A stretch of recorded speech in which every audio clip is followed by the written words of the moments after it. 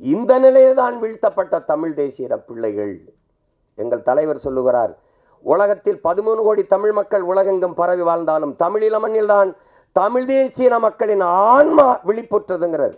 நான் அடிமையாக இருக்கிறேன், விடுதலைக்கு போராட வேண்டும் என்கிற வீர உணர்வு, விடுதலை உணர்வு எழுச்சியுற்றது. விடுதலையின் முதல் படியே விழிப்புணர்வு தான். அந்த விழிப்புணர்வு வந்தது தமிழீழ மண்ணில் தான்ங்கிறார்.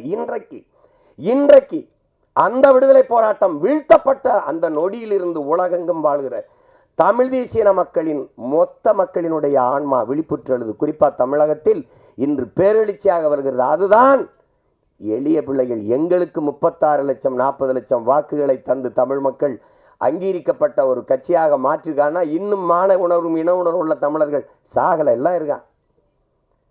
எங்கு பிறப்பினும் தமிழன் தமிழனே, இங்கு பிறப்பினும் அயலான் அயலானங்கிறார் எங்க புரட்சி பாவலர். அதுதான் முக்கியம். அவருக்கு ஏற்க, கன்னடருக்கு தமிழிலிருந்து இந்த கன்னட மொழி வந்ததுங்கிறது ஏற்க அவங்களுக்கு மனசு இல்லை.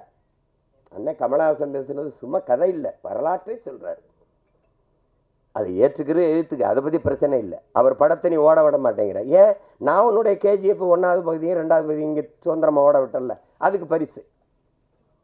இப்போ நீ தான் கிழிக்க முடியும், எங்களுக்கு கிழிக்க முடியாதா? நீ தான் தடுக்க முடியும், எங்களுக்கு தடுக்க முடியாதா? முடியும். ஆனால் நாங்கள் செய்யலை. ஏன்? தமிழனின் பேரன்பும் பெருந்தன்மையும் மாண்பும். படத்திலையா போட பகையை காட்டுறது? படத்திலையா? படத்தில் குடிக்கிற நீரில் இதுலையாமா? இதுல இல்லாமா பகை? எப்படி இருக்கு பாருங்க. உங்க படம் வராது, உங்க படம் ஓடாது. இப்போ தமிழிலிருந்து வந்தது கன்னடம் என்றதை ஏற்க முடியாத அவர்கள் தமிழை ஏற்கல. தமிழிலிருந்து வந்ததுங்கிறது ஏற்கல. ஒரு தலைவருக்கு தமிழையே ஏற்கல. தமிழையே சனியன் ஒழிக்கணும்ன்றல, தமிழை சனியனை ஒழிக்கணும்னு சொன்னவரை தமிழர் தலைவராகவும் தந்தையாகவும் கொண்டாடணும் ஒரு இனம், உலகத்திலே கேடுகட்ட மானங்கட்ட இனம் தமிழன் தான்.